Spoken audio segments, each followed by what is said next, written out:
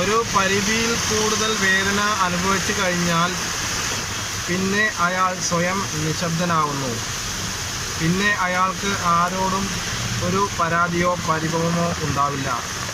ഒന്നിലും ഒരു പ്രതീക്ഷയും ഉണ്ടാവില്ല.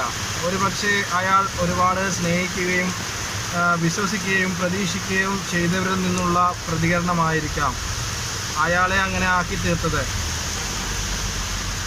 എന്നാലും പാതി ജീവൻ നഷ്ടമായ ഒരു ജഡം പോലെ അയാൾ ആർക്കോ വേണ്ടി എന്തിനോ വേണ്ടി ബാക്കി ജീവിതം ജീവിച്ചു തീർക്കും. ഇതാണ് ഇപ്പോൾ ഓരോ മനുഷ്യന്മാരുടെ അവസ്ഥ.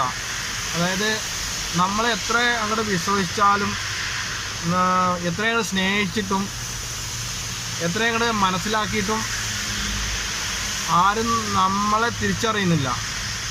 അപ്പോൾ അവർ ഒറ്റപ്പെടുക എന്നല്ലാതെ ഒറ്റപ്പെടുത്താണ് ഇപ്പോൾ ഓരോ മനുഷ്യന്മാരും, ഓരോ ആളുകളും, ഓരോ